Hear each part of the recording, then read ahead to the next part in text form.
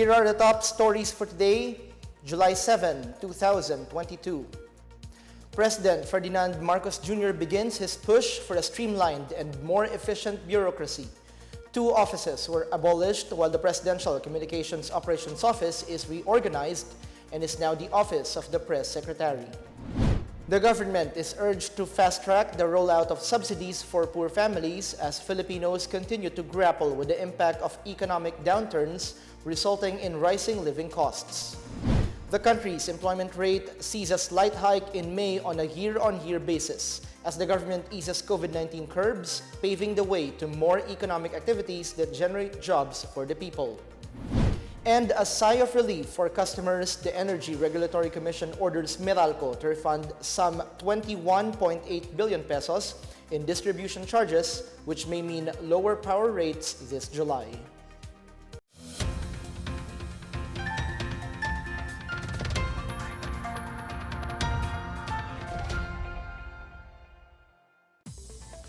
Good evening. We begin at the nation's top office a week after his assumption as the country's leader.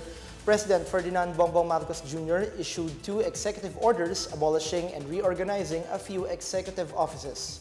The president believes this would help streamline bureaucracy in the government and simplify functions to advance their economic agenda. Stephanie Sevillano leads our coverage tonight. Eliminating duplication and simplifying functions. These are some of the targets of President Ferdinand Bongbong Marcos Jr. as he scales down his immediate offices. Under his first 2 executive orders, the Presidential Anti-Corruption Commission and the Office of the Cabinet Secretary are now abolished. Likewise, the Presidential Communications Operations Office has been renamed to the Office of the Press Secretary. Under EO1, PACC's powers shall be returned to the Office of the Deputy Executive Secretary for Legal Affairs. The DESLA is in charge of all legalities concerning the President, functions that are too wide to further cover anti-corruption functions, according to PACC Commissioner Grego Bellica. Surprise, alam mo na naglingkod po ako dyan na una commissioner, pangalawa hanggang chairman. And yung mga nagawa po namin dyan, hindi po nagawa ng kahit na anong administrasyon at anong opisina under the Office of the President. And with the economic recovery target of the Marcos administration, he said anti-corruption functions must be strengthened. I hope palakasin nila ang kampanya laban sa korupsyon dahil it will be counterproductive dun po sa purposes ni PBBM to strengthen the agriculture, to strengthen the economy, if we will have a weaker anti-corruption efforts. Meanwhile, PCOO and the reorganization to OPS will have 8 undersecretaries. Each undersecretary in these 8 areas are allowed to have their assistant secretaries and support staff, all under Press Secretary Trixie Cruz Angeles. The Presidential Office hopes to streamline official processes and ensure efficient bureaucracy in the government. For the PNA Newsroom, I am Stephanie Sevillano. The Philippines is undoubtedly committed to strengthening its long-standing ties with China, as President Ferdinand Marcos Jr. gladly welcomed Chinese Foreign Minister Wang Yi yesterday. The 2 expressed commitment to sustaining a stronger relationship between Filipinos and Chinese people, particularly in areas of agriculture, energy, and infrastructure. Marcos said he is grateful for Chinese President Xi Jinping's support and congratulatory message. Earlier, Marcos said territorial disputes and the possible renewal of Manila and Beijing's cooperation efforts may be included in their discussion. Promising targets under the Marcos administration have been set as the new economic team projects the highest growth rate for the Philippines starting this year. Finance Secretary Benjamin Jokno bothered not to claim how the country is projected to surpass the ASEAN Plus 3 countries. More on this from Angela Domingo. Amid the uncontrolled external factors of increasing commodity prices, the Marcos economic team poses a dauntless optimism about the Philippines' economic rise. Just after the inflation quickened to 6.1%, the Department of Finance said they have promising projections. Figures that may even surpass the growth rate of Japan, South Korea, and China. We expect the economy to grow by 6.5 to 7.5 this year. Okay? In fact, this is going to be the highest, the consensus is this will be the highest growth rate among all ASEAN plus 3 countries this year and next year. Jokno added that the Philippines may even reach a 6.5 up to 8% growth rate from 2023 to 2028. Likewise, the finance chief said they are even looking into dropping the poverty incidence to a single digit. But some can't help but to be skeptical. Malabo. For me, malabo pa siya kasi nga rising nga yung prices and sana kung kaya niya. Pero we need a clear plan from him to get those goals. Hindi yung parang sabihin lang niya ganun. Sana naman magawa niya. Yun lang yung sa akin. Kasi hindi natin masabi ngayon po kasi kakaupo lang niya eh. Pero umaasa. Oo, umaasa pa rin kayo po nga. Sana bababa rin yung bilihin saka yung pamasahe din. Jokno said the previous administration was able to decrease the poverty incidence rate but has only backslidden due to the COVID-19 pandemic. However, he said that their framework may help them realize targets before Marcos' term ends. For the PNA Newsroom, I am Angela Bianca Domingo.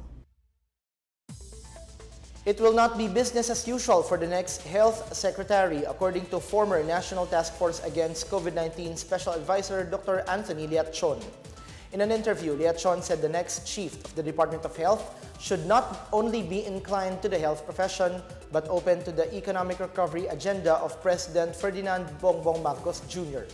He said the health chief must possess a sense of urgency and humility to address pandemic recovery and the pressing issues, some of which are discussions on Pharmally and PhilHealth, among others.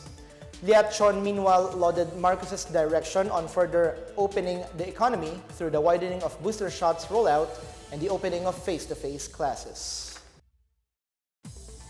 With prices of goods going up amid a higher inflation rate, the government is expected to start rolling out targeted subsidies to help Filipinos stay afloat. Barangay Health Workers Party List Representative Angelica Natasha Co said financial subsidies should be provided to assist poor and lower middle income families. This comes as inflation climbed to 6.1% in June from May's 5.4% due to higher food and transport costs. Co said the government should continue the Libreng Sakay program as it entails immediate savings for Filipinos. The Department of Labor and Employment is also urged to restore its cash aid program, such as the Tupad and COVID-19 Adjustment Measures Program, or CAM. Meanwhile, Labor Secretary Bienvenido Laguesma said another round of wage increases is only possible if there is a supervening event that will warrant it. Regional wage boards can issue a wage order only once a year, except when there is a supervening condition, such as an extraordinary increase in prices of petroleum products and basic goods and services. Earlier, the Regional Tripartite Wages and Productivity Board in Metro Manila granted a 33 peso increase for minimum wage earners in the region.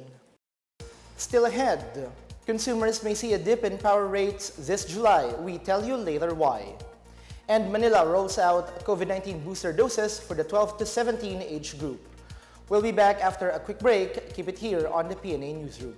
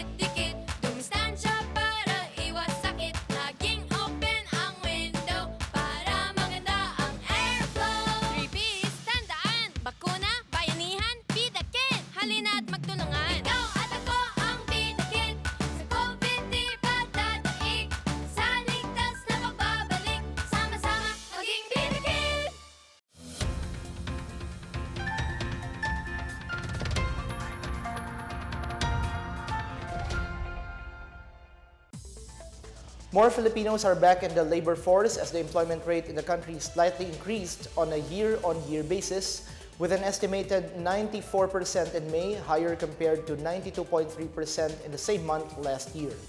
According to the Philippine Statistics Authority or PSA, the employment rate means 94 out of 100 persons in the labor force had a job or business. Moreover, the country's unemployment rate dropped to 6% in May 2022, lower than last year's 7.7%. This means the estimated number of unemployed persons has decreased to 2.93 million compared to 3.74 million in the same period last year. Ang employment rate nitong Mayo 2022 ay nasa 94.0%. Ito ay tinatayang mas mababa kaysa sa naiulat noong Abril 2022 na nasa 94.3%, ngunit higit na mas mataas naman kumpara noong Mayo 2021 na nasa 92.3%. Ang unemployment rate ay naitala sa 6.0% o 6 na po sa bawat 1,000 na individual na nasa labor force ang walang trabaho o negosyo nitong Mayo 2022. Ito ay mas mababa kumpara sa naitala noong Mayo 2021 na nasa 7.7%. Consumers will get a refund on their Meralco bill this month. This is after the Energy Regulatory Commission ordered Meralco to refund its overcollection amounting to over 21.8 billion pesos. ERC Chairperson Agnes De Vanadera said Meralco's refund will be staggered and complied with for 12 months. She said the ERC wanted to ensure that all over-recoveries shall be refunded complete with interest.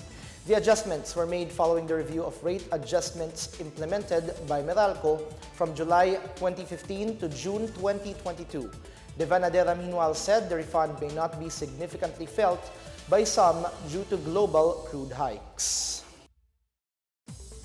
The city government of Manila started rolling out the first COVID-19 booster shots to minors aged 12 to 17 yesterday. This following the go signal of the Department of Health. Manila Assistant to the City Health Officer for Special Project Dr. Edgar Santos II urged parents to bring their children for booster doses. Santos said the free booster drive is also open for non-Manila residents. At present, there are 44 health centers and 4 malls designated for non-immunocompromised minors, while immunocompromised minors were advised to proceed to 6 designated hospitals in the city, which can be seen on your screens.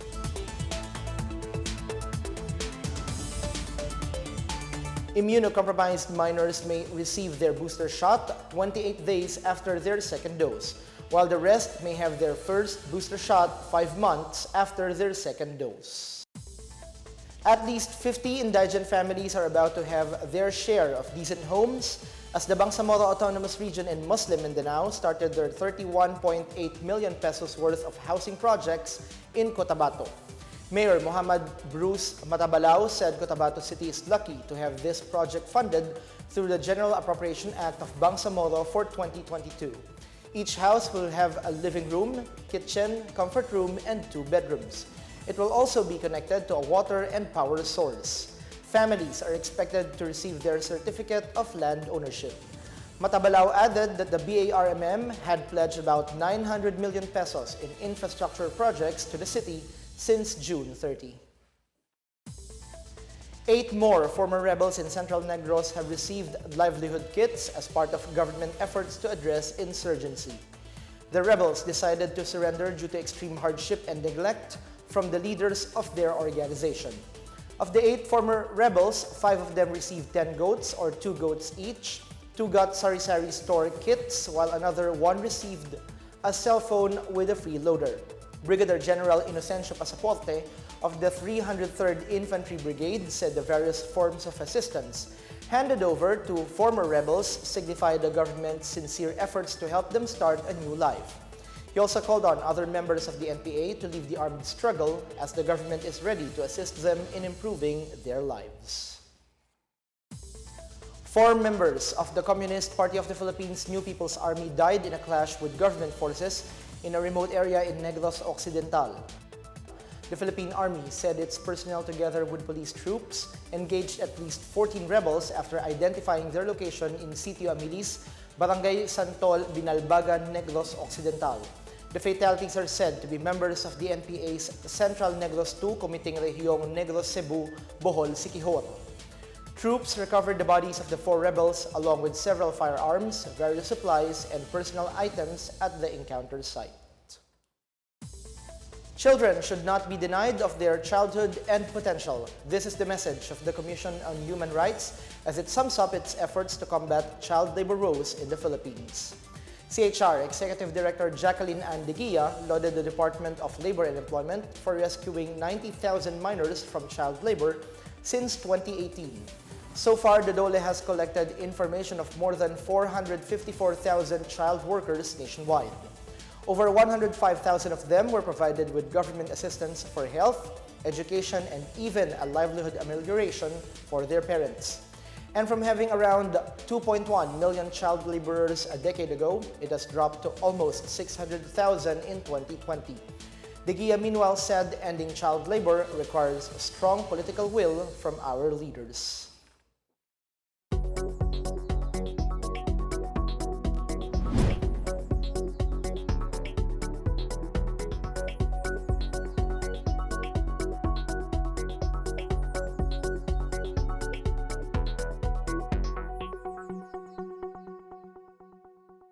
More stories from the newsroom. A Muslim civic leader urges local government units to allow Eid al-Adha gatherings. And a moment to remember and cherish forever. Senior high school students in Negros Oriental celebrate the fruits of their labor in this viral graduation performance. Details ahead, stay with the PNA Newsroom.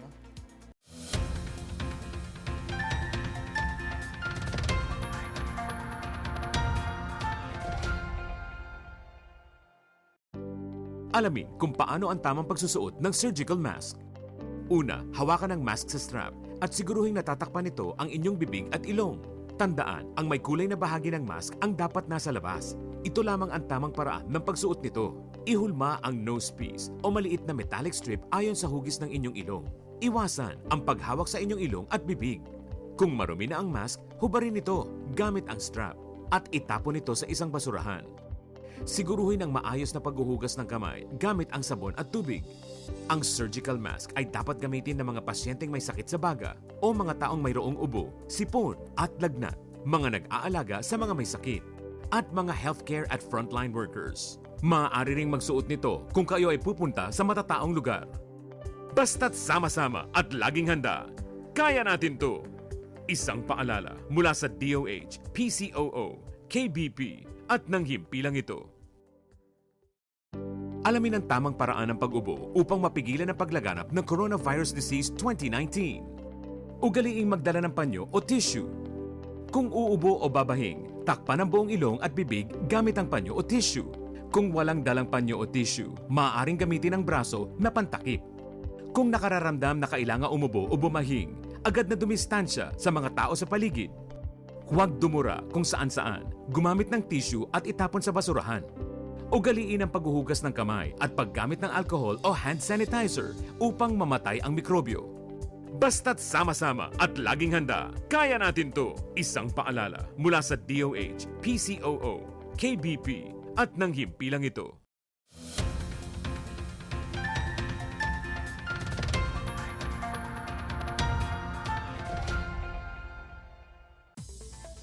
The Philippine Postal Corporation has issued commemorative covers featuring the inaugurations of President Ferdinand Bongbong Marcos Jr. and Vice President Sara Duterte.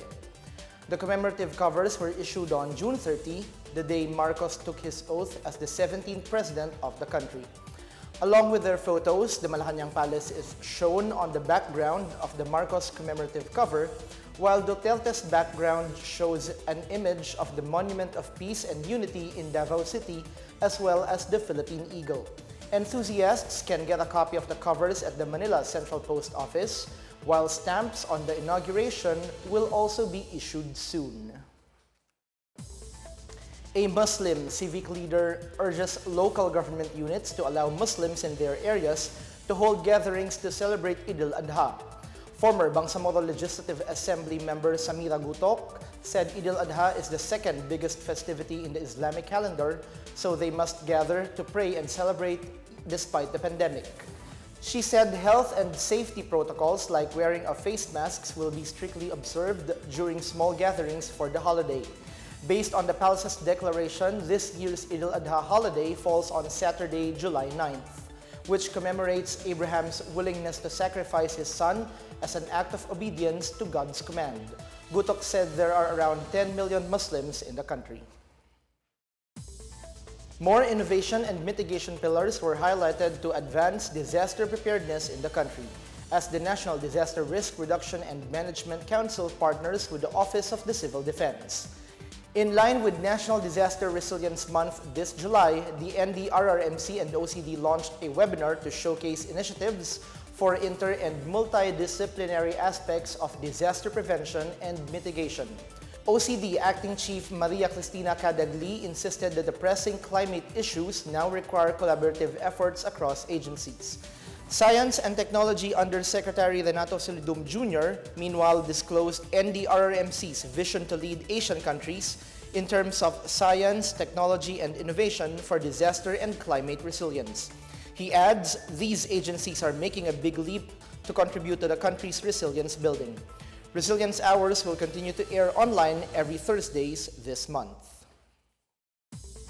After a 2-year halt, masks with colorful smiles will once again be back in Bacolod City via the Mascara Festival.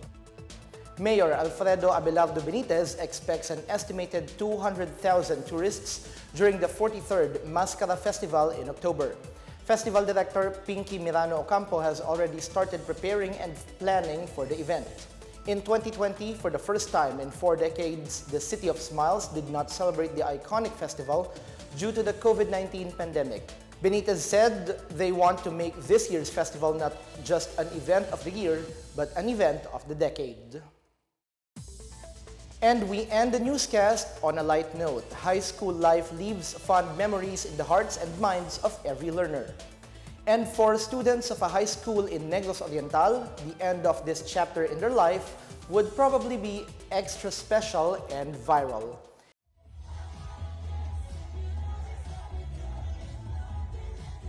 In this video uploaded by Shaday Litrigo Vidal, senior high school graduates of the Himalalud National High School literally did not need any permission to dance.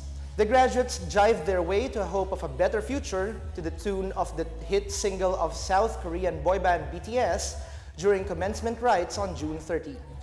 A teacher from the school said the song's lyrics send a message of hope and positive vibes for the graduates not to be hindered by challenges in pursuing their dreams.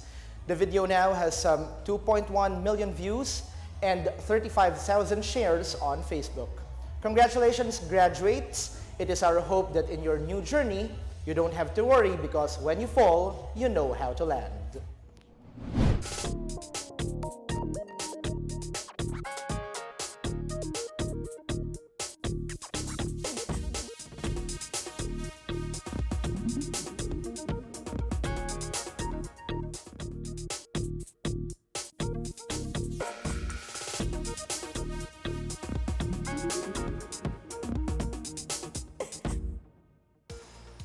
Let's take another look at today's biggest stories. President Ferdinand Marcos Jr. begins his push for a streamlined and more efficient bureaucracy. 2 offices were abolished while the Presidential Communications Operations Office is reorganized and is now the Office of the Press Secretary. The government is urged to fast-track the rollout of subsidies for poor families as Filipinos continue to grapple with the impact of economic downturns resulting in rising living costs. The country's employment rate sees a slight hike in May on a year-on-year basis as the government eases COVID-19 curbs, paving the way to more economic activities that generate jobs for the people.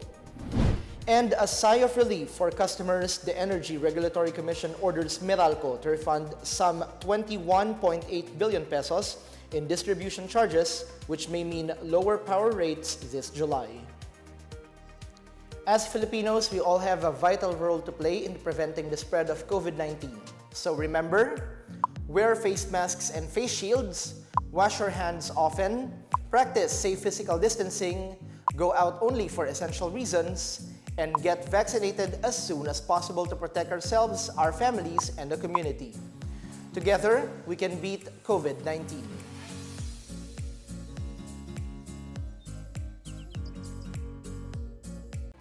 Thank you for watching another episode of the PNA Newsroom. For more news content, check our webpage or log on to the Philippine News Agency's Facebook and Twitter accounts. We are shown on the pages of the PCOO and its attached agencies. Also watch us on PTV4. And that's your daily dose of the biggest stories that you need to know from the PNA Newsroom. We tell stories that inspire change. I'm Bench Bondok. Good day.